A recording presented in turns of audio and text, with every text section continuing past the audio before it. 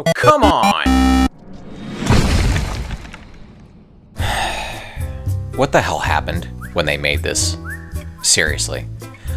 I remember when Bad Boys was new, and it was pretty much like the go-to movie for me and my friends if we had nothing else to watch.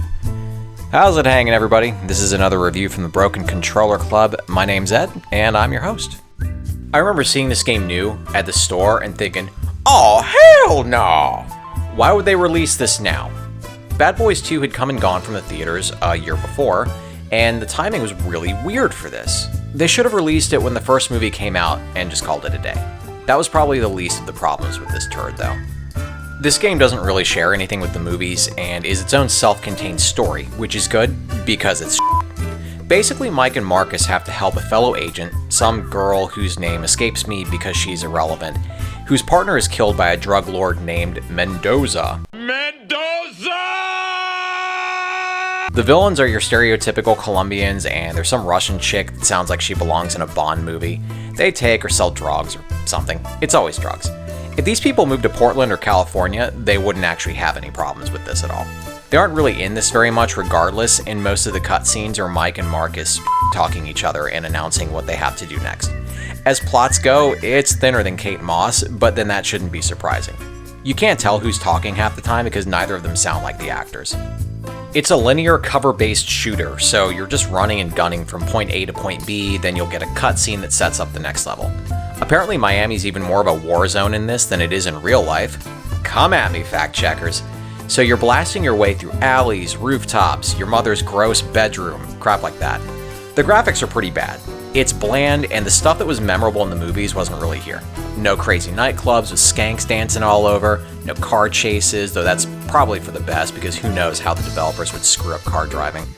The graphics reminded me of Grand Theft Auto 3, possibly Vice City, but then once I noticed that, it just made me want to play Vice City. You'll switch off between Mike and Marcus, though it doesn't matter since neither of them feel any different. Occasionally you'll get to play through some levels with one of them acting as a backup, however most of the time they just sit behind cover and wait for you to kill everybody while spouting off one-liners. Or they'll get stuck in a wall because the AI partner is like that kid you knew in elementary school that ate paste. I would have liked to see some mechanic that lets you switch characters if one was low on health, because dying in this is really punishing. I say that it's punishing because there are no checkpoints in this game, save for a couple at some boss fights.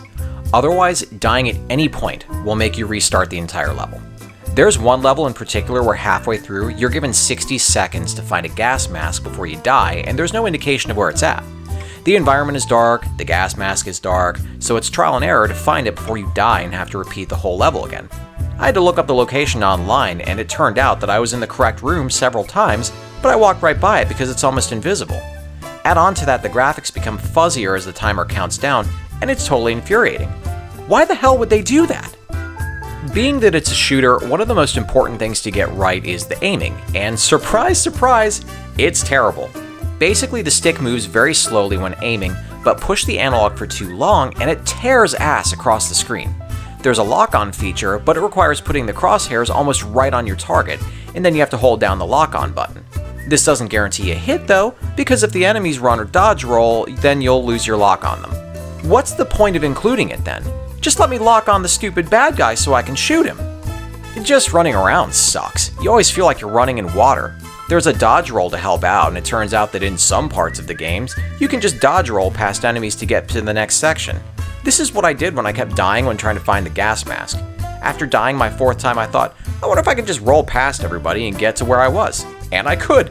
I should have done the whole game like that. Crouching is completely useless too, as enemies can not only still hit you if you're crouched behind an object, but if you try to be slick and crouch behind stairs to shoot an enemy, you'll just shoot the stairs instead. But hey, maybe you hate stairs and think they need shooting. Maybe you work for the elevator company. I'm not gonna judge. The developers are nothing if not consistent though, and the weapons are dog too. They range from your handgun to a couple shotguns, submachine gun, and a couple types of automatic rifles. The shotguns were borderline useless as some enemies took about half a dozen shots to kill up close, and as slow as it is, it's more useful to just stick with your handgun. There's a few levels where you have a sniper rifle and you'll have to protect your partner, and those worked out just fine. Also, I'm an experimental type of guy, and I found that your partner does get mad if you shoot him in the head. And at the center of all this pew pew stuff is Mike and Marcus. A major part of what makes Bad Boys work is the dynamic between Will Smith and Martin Lawrence. Nobody was going to want to play a game where the characters don't even sound like them. I mean, look at the box. Smith and Lawrence are even on the cover, most likely because the publisher knew the game had even less of a chance of selling without them, so any fans would have been disappointed if the voices aren't even close. There's a ton of one-liners in this, some of which I laughed at, but most of the others felt really forced and they're repeated a lot. When they're both standing next to each other and Marcus is asking Mike where he's going and asks him to come back, but Mike hasn't actually gone anywhere, it's just sloppy. The jokes in the movies were well timed and they didn't feel forced. Also, both Mike and Marcus were pretty adept at investigating, and while I know this is an action game, I actually wouldn't have minded seeing more of that in the cutscenes. So to summarize my experience, I did not care for this game. Big surprise, I know. Between the cat graphics, the forced jokes that didn't land about 90% of the time, the really sloppy gunplay, all the problems with the controls, this game should not have been made. If for some reason you thought it would be fun to slum it and buy this, save your money and instead replay Vice City, and get some tropical fruit bubblicious and some Skittles. That was all that I've got for today, but fear not, because I've got more on the way, both good and bad. Thanks for watching, and we're going to do this again soon.